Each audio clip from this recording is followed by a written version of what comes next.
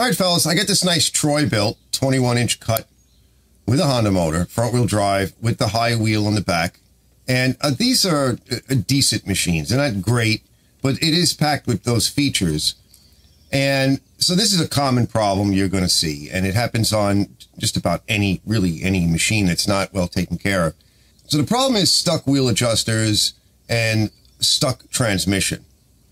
Now, this machine's been, when I got it, it had been sitting, it had been discarded, it had broken cables, carburetor issues, water in the carburetor, insects in the carburetor, you name it. Spiders in the gas tank. And then I had it sitting for 2 years in death row over in my boneyard. So it just got worse. But it's, after cleaning it up with the pressure washer, a little super clean on some stuff, making sure that you get everything nice and clean,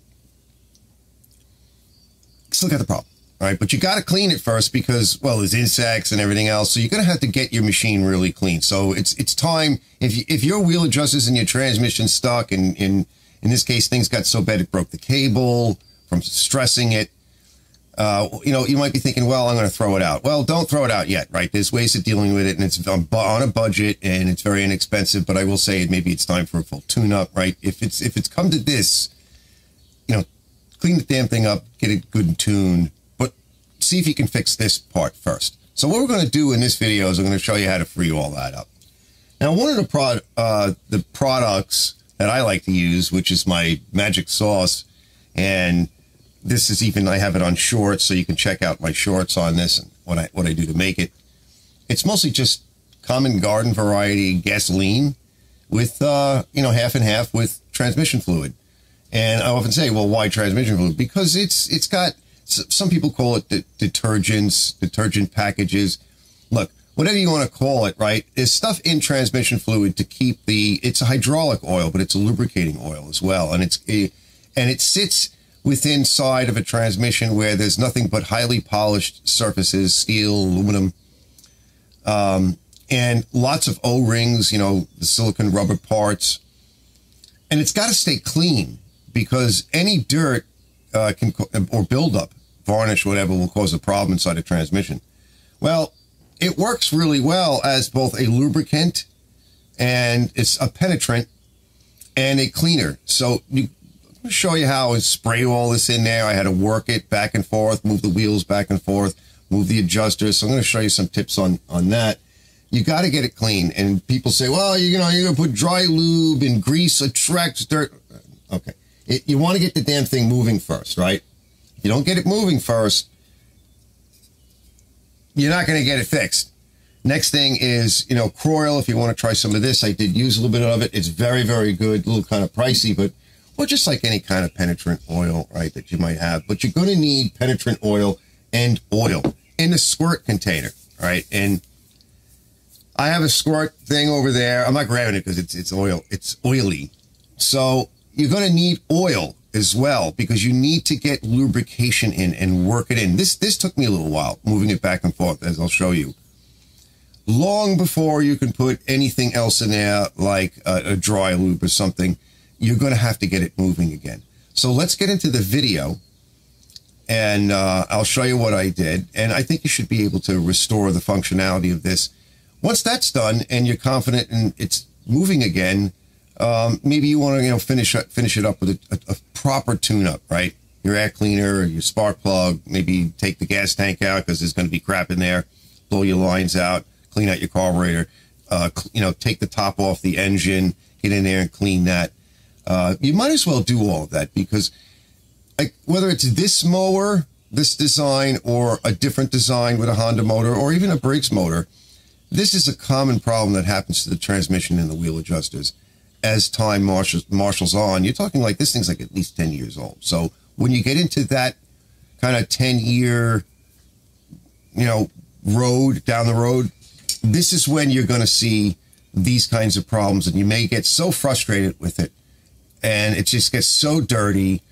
Machine looks like crap. She's not working the way she used to.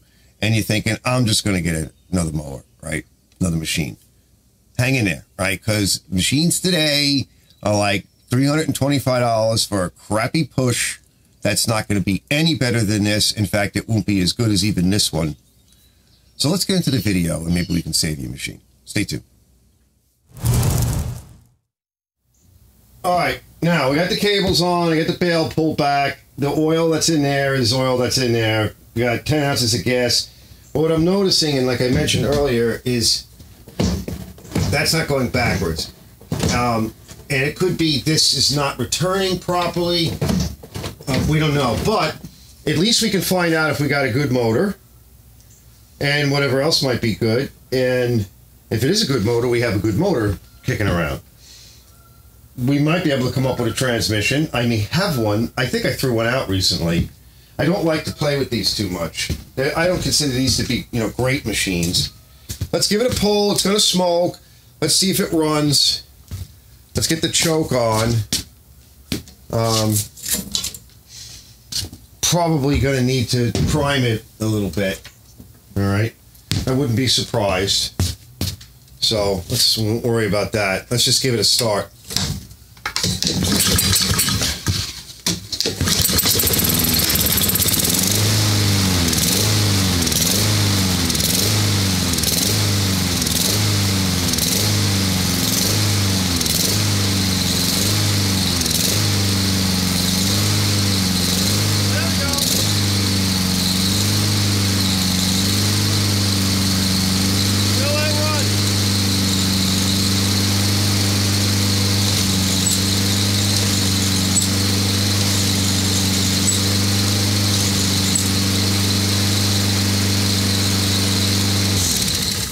All right, so she's a smoker, and we are getting, definitely are getting the transmission action, but why is it not returning? It could just be dirty.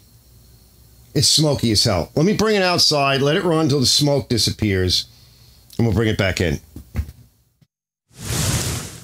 Okay, I'll get you in close, but I have been flushing it with penetrant lubes, and then you got to put oil in.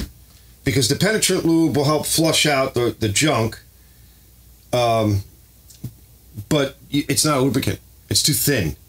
And so then you can put oil in. It's too tight. The surfaces are too tight. And you'll see, I don't like these transmissions. They're crap. And there's no way to properly remove any of this stuff. Believe me, there isn't. Okay? I'll show you. But look, it's not this part of the transmission or the cable. All right, I have it disconnected, and this lever's all the way back, and this lever's moving better now. I've got it lubricated, and I'm spraying, well, a combination, but I'm also finishing up with a bit of Troy-Bilt, and just kind of get everything lubricated and nice, and it should be fine. You saw it. Basically, it's working. Everything's good. So, I think what'll happen is that if we run it forward, as it's run, it will get better, right? Because that's what I've been doing. I've just been running it backwards.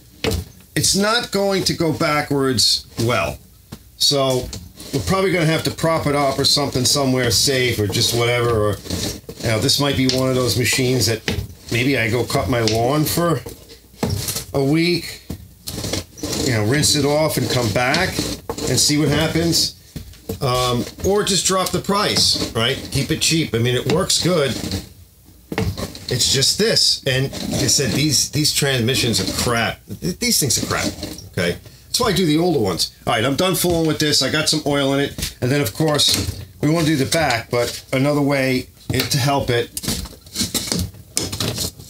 is to bring these guys as far back as you can. Move them around. That also helps a lot too by doing this, because it's all in this mechanism here. It's good that it's tight in a sense, right? Because there's no slop, but it's had years of rust and dirt and water infiltration. And even though I pressure washed it, it doesn't matter. It's still in there. So let me give it another blow, and I'm going to put a little bit more oil in, and then I'll bring you in and I'll show you.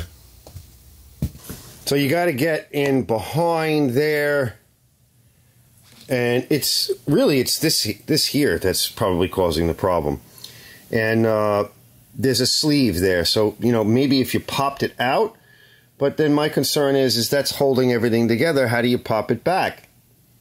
Same thing over here. It's probably all jammed up in that. And there's the sleeve.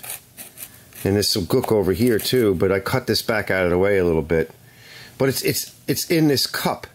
And I would be afraid to try to pry on that, but I'm going to take a peek. So this is where we're putting everything in and trying to blow and remove. And see, this is just gook. It's leaking all over the floor. So this is going to make a mess, and I'll be back. You're just looking for anything that might be in its way. But it's moving, and then we'll try to get the excess off, and it'll be lubricated.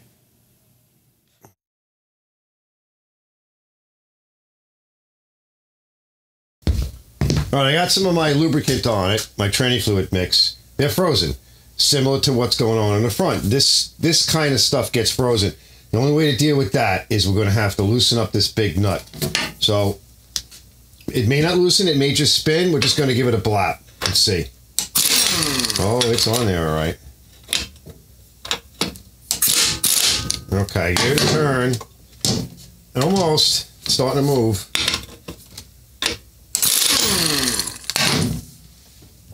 Oh, boy. Yeah, it's on there. I'm going to put a little oil on it now.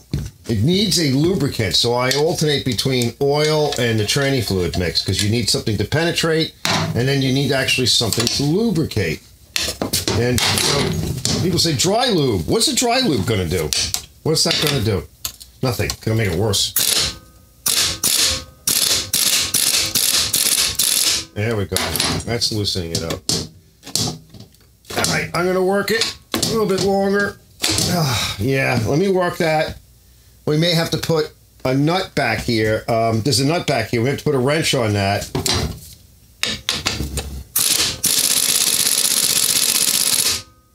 Okay, let's get a little more lubricant on it and actually loosen it up. Now, what it's doing right now is it's just spinning that. But that's okay. We'll start with that. Yeah, it's going. It's starting to go. Okay, let's get some more lubricant on it. It doesn't move very far. Yeah, it's just about good. Yeah, let's put some more oil on it. Actually get some kind of a lubricant in there. And it's dripping gack. And then we'll put grease on this part.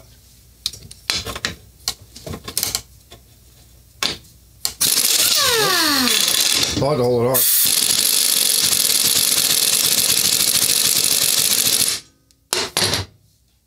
Yeah, that's good. All right. See? That's good. Let me wipe it up.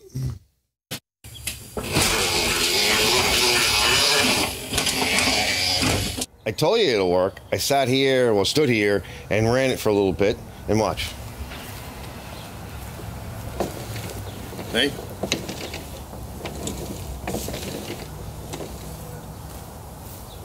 With all that lube, and you could really feel it too, pulling on the handle and everything. And that tire over there on the right, on the passenger side, that one continues to spin a little bit when you let go of the handle. This one's still a little bit sticky. There was one a little more sticky. But it will continue to loosen up because it's so lubricated. It just needs some time to come back. Sticky, sticky. All right, now in an effort to keep it short, I didn't show all of the testing and everything because it took a while. Let it run. You know, push the handle down, kick the wheels up, let it drive around for a little bit. In your case, you might want to maybe go cut the lawn or something. But I let it run for a while. I sold this machine, sold right away because it's beautiful. Okay, take a look at this thing. So it's absolutely beautiful. And it runs very well, right? Because I went through the entire machine like I suggested. Now, let's just take, to finish up this video, let's just take a quick look at some of my favorites, all right? Now, my favorites are, and this is a liquid wrench chain and cable lube, but it's hard to get this. Like now it's getting a little easier, but there was a point in time where I waited 6 months for this can.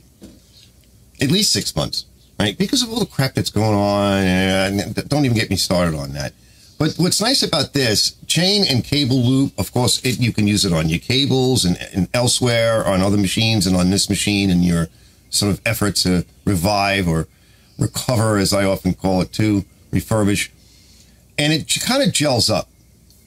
As opposed to this, which is a chain wax, which is a wax-based product. Okay, now this waxes up like a grease, and I put a little bit on, finish up with that. Both of these products okay, they go in with what's known as a vehicle. Like the same kind of vehicle that you find in penetrating oil or penetrating lubes. Or even the stuff that I was telling you about, right? The gasoline is used as a vehicle to get the transmission fluid in. The gasoline is used as the driving force and the cleaning action, part of the cleaning action, to wash away, right? And get these lubricants and products into where we need them.